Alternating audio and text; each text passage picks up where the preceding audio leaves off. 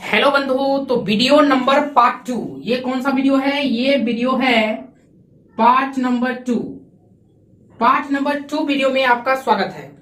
इससे पहले हम पार्ट 1 वीडियो बना चुके हैं। यदि अभी तक आप नहीं देखे हैं तो डिस्क्रिप्शन में लिंक दिया गया है, आप उस लिंक से जुड़ करके वीडियो नंबर पार्ट 1 को आप देख सकते हैं। मैं अभी कंप्लीट आपको क्लास 12th का मैथ करवाने वाला हूं। जो बच्चे अभी क्लास 12th में हैं और जो बच्चे क्लास 12th में पढ़ना चाहते हैं, आप हमारे channel Rakesh online classes LKP से जुड़ सकते हैं अपने पढ़ाई को बेहतर बनाने के लिए। तो वीडियो नंबर पार्ट 1 पहले देख लीजिए, बिल्कुल बेसिक है। इसके बाद आपको कहीं कुछ और देखने की जरूरत ही नहीं पड़ेगी। आज के वीडियो में हम बात करेंगे आव्यूह की कोटि। आव्यूह की कोटि, पहला नंबर इसमें आपको क्या क्या मिलेगा? तो इसमें आपको सबसे पहला नंबर आपको मिलेगा बिल्कुल बेसिक बातें। क्या क्या मिलेगा उस बातों को ध्यान से सुनिए। सबसे पहला नंबर आपको मिलेगा बिल्कुल बेसिक चीजें। दूसरा नंबर क्या मिलेगा? Complete theory. Complete theory, theory के साथ साथ ही आपको क्या मिलेगा? कॉन्सेप्ट मिलेगा। क्या मिलेगा? कॉन्सेप्ट। तो आपको मिलेगा कॉन्सेप्ट। कॉन्सेप्ट देने के बाद हम आपको करवाएंगे एक्सरसाइज प्लस एग्जाम्पल और प्लस विविध मिसलेनियस। ये सारा टॉपिक हम आपको राकेश ऑनलाइन क्लासेज LKP पर करवाएंगे पूरा डिटेल से। तो आइए पहले हम समझते हैं कि आव्यूह का कोटि क्या है। कोटि के बारे में हम लोग थोड़ा सा डिस्कस कर चुके हैं। कोटि ध्यान से देखिए इसके बारे में। चलिए हम थोड़ा सा पहले लिख लेते हैं, फिर हम वार्तालाप करते हैं।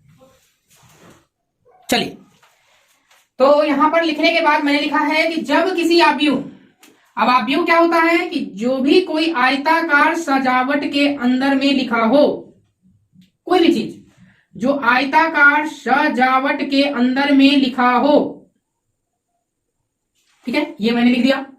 अब इस आव्यूह में m पंक्ति, 2 पंक्ति हैं एवं n स्तंभ, कुल मिलाकर के 3 स्तंभ हैं। तो उसे हम m/n कोटि, ये जो 2/3 बना है, इसी को हम लोग कहते हैं कोटि। इसका मतलब यह जो आव्यूह है वो 2/3 कोटि का आव्यूह है। कितने का है? 2/3 कोटि का। तो कभी भी आव्यूह की कोटि की परिभाषा आपको रटनी होगी तो रटने की जरूरत ही नहीं है। वैसा आव्यूह जिसमें m पंक्ति एवं n स्तंभ हो तो m/n ही उसकी क्या कहलाएगी? कोटि कहलाएगी। तो जब भी आपको कोई एग्जांपल दिया हो, आपको कोटि बताना हो, कोटि, तो कोटि बताने के लिए आप ध्यान रखें, कोटि बताने के लिए जब भी आपको कोटि बताना हो, कोटि बताना हो तो पहला नंबर सबसे पहले आपको सबसे पहले मैं लिख रहा हूं, सबसे पहले पंक्ति की संख्या लिखेंगे, पंक्ति की संख्या। उसके बाद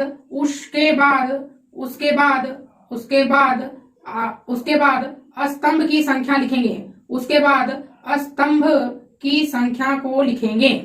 ये नियमावली है कि कभी भी क्योंकि आप पहले स्तंभ बाद में कोटि, कोई कोटि तब कोई पहले स्तंभ फिर पंक्ति ऐसे करके लिखेगा तो फिर दिक्कतें होगी ना। इसीलिए गणित में थोड़ा सा रूल बनाया गया, नियम बनाया गया कि इस सिस्टम से चलना है कि सभी को जिसको कोटि लिखना होगा पहले पंक्ति की संख्या बाद में स्तंभ की संख्या लिखेंगे और फाइनली जो आंसर आएगा वही उस आव्यूह की क्या कहलाएगी? कोटि।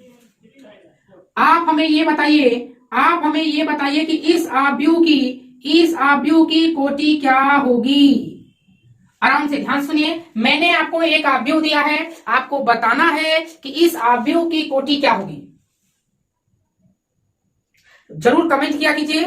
बिल्कुल सही, आपने कमेंट किया, मैंने आपको देखा, आप हमेशा महसूस हो रहे हैं कि आप लोग बगल में बैठ के पढ़ रहे हैं। तो आपने कमेंट किया कि इसमें टोटल 2 पंक्ति है और कुल मिलाकर के 4 स्तंभ है। इस प्रकार से 2/4 कोटि का ये आव्यूह हुआ। ये आव्यूह जो है 2/4 कोटि का हुआ। अब इसका अगला जो टॉपिक है वो है आव्यूह की समानता। हम लोग अभी तक ये पढ़ चुके हैं अवयव क्या है, निरूपण कैसे करते हैं, उसके अवयव के बारे में, उसके कोटि के बारे में डिस्कस कर चुके हैं। अब हम यह डिस्कस करना चाहते हैं कि जो अवयव होता है, अवयव आप समझ गए होंगे कि जो आयताकार सजावट होता है और उसके अंदर जितने भी अवयव रहते हैं उस सबको अवयव कहते हैं। तो जो अवयव होते हैं वह अवयव समान कब होंगे?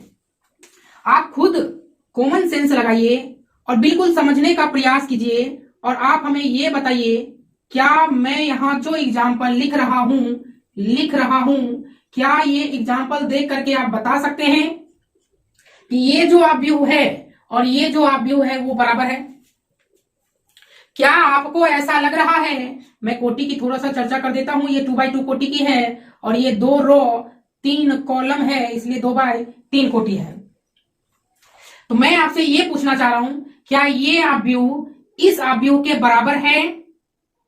आप खुद अपने आप से पूछ के देखिए, शायद आपको अनुभव होगा, प्राप्त हो रहा होगा कि जी बिल्कुल ये तो अवयव समान नहीं है। डेफिनेटली आप बिल्कुल सही कह पा रहे हैं, ये अवयव समान नहीं है। तो मैं आपसे पूछना चाहता हूं, तो चलिए मैं आप ही की बात की चर्चा करता हूं। अब आप हमें ये बताइए, यदि मैं यहां पर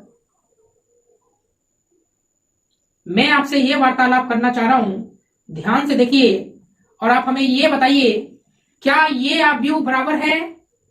क्या ये अवयव समान है? अब आप इस प्रश्न का, ऊपर वाले में तो आपने नकार दिया, अब आप हमें ये बताइए कि क्या ये दोनों अवयव समान है? बोलिए। बिल्कुल, ये अवयव समान नहीं।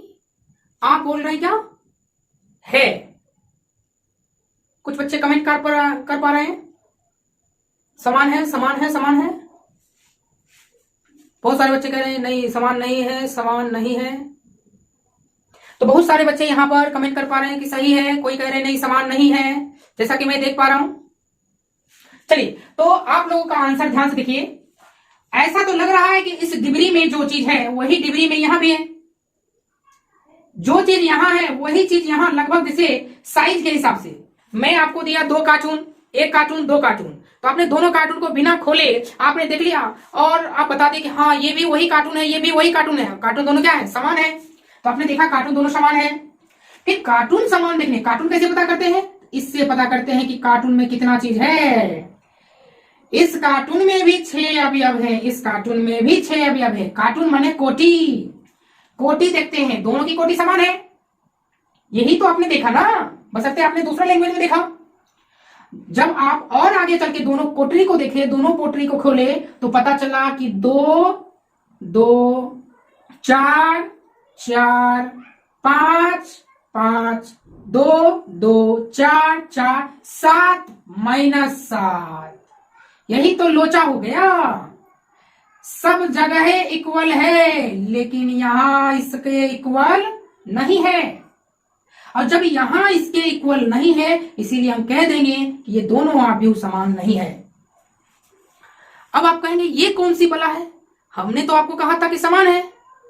आपको आधा अधूरा ज्ञान है, क्योंकि अवयव समान होने के लिए, क्योंकि प्लस माइनस तो है नहीं, इस अवयव के समान होने के लिए 2 शर्तें हैं।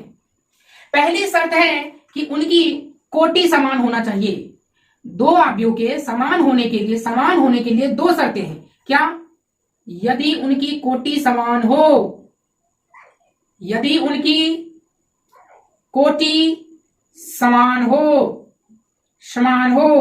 उनकी कोटि समान हो। दूसरा क्या? उनके संगत अवयव समान हो। यदि उनके संगत अवयव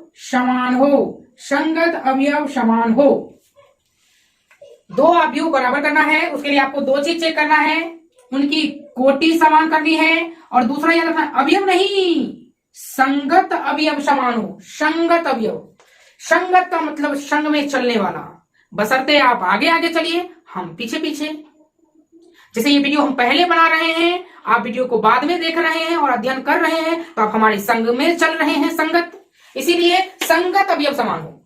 इसके संगत अवयव समान नहीं थे, क्योंकि 7 -7 का अंतर है, इसीलिए यह अवयव समान नहीं है।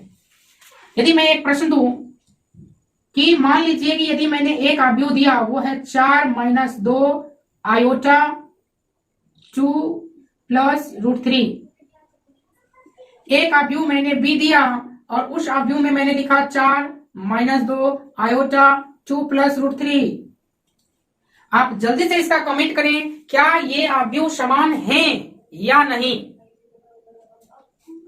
बिल्कुल ध्यान से देखिए, पहले आपको क्या चेक करनी है, उनकी कोटि। ये भी 2x2 कोटि की, ये भी 2x2 कोटि की, तो कोटि समान है, परफेक्ट।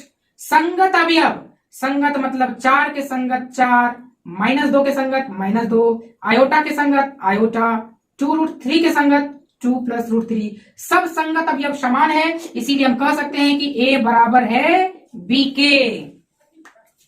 यदि आपको वीडियो अच्छा लगता है तो जरूर शेयर करें और हमें थोड़ा थोड़ा सा मोटिवेट करें, क्योंकि आप प्रत्येक दिन एक सब्सक्राइबर, आप एक को जोड़िए, उनको कहिए एक को जोड़ने के लिए, और ऐसा यदि आप करते रहेंगे तो हम आपको कंप्लीट मैट्रिक्स पूरी गहराई से समझाएंगे।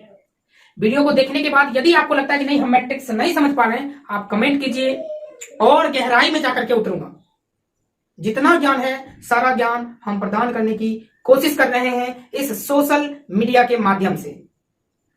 उम्मीद करता हूं कि ये चीज आपको समझ में आया होगा, आप इसको नोट कीजिए।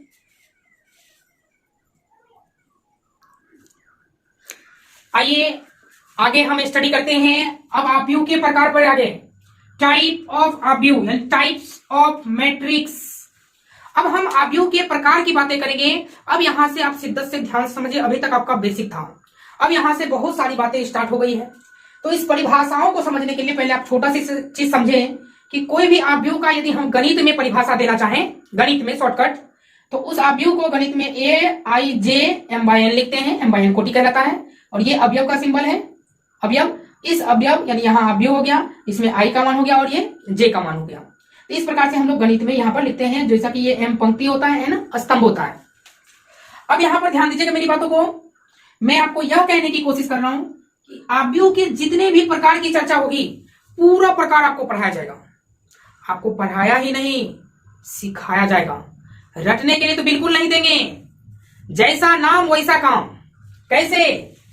देखिए ध्यान से, पंक्ति अवयव, पंक्ति अवयव यानी वैसा अवयव जिसमें केवल एक पंक्ति हो, वैसा अवयव। पंक्ति समझ चुके हैं ना जी? बिल्कुल।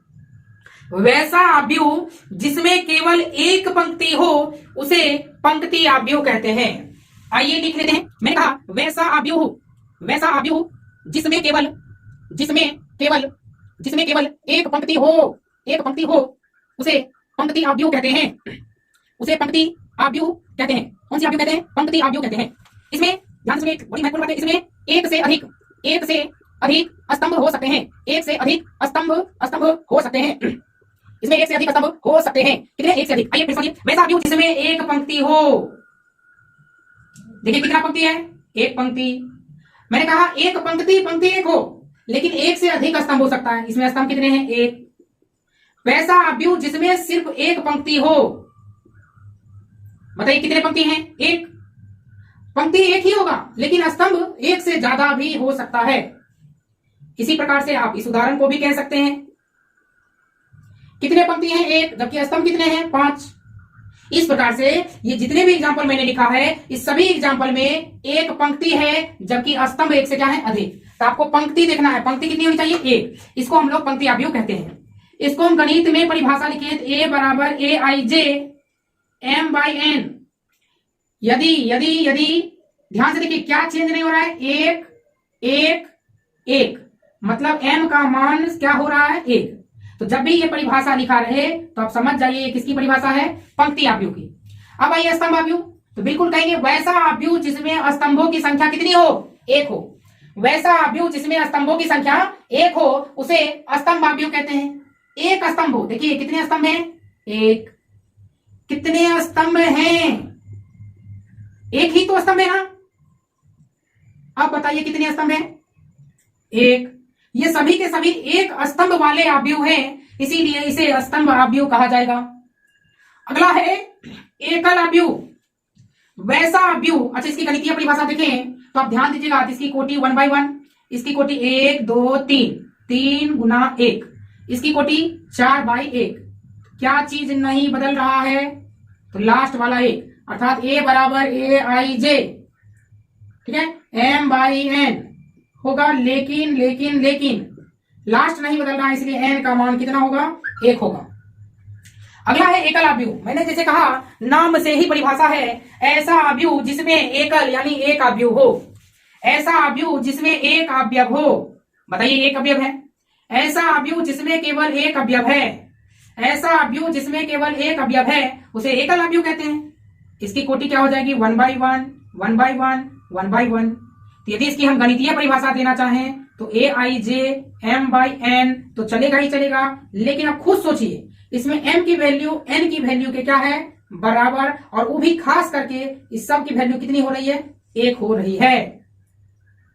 तो इस वीडियो में हम लोग मात्र 3 ही परिभाषा देखेंगे। अगले वीडियो को देखने के लिए आप हमारे channel Rakesh online classes LKP को जरूर सब्सक्राइब करें। मिलते हैं अगले वीडियो में, तब तक के लिए tata bye bye, take care. आप अपना ध्यान रखें, बेहतर प्रयास करने का कोशिश करें।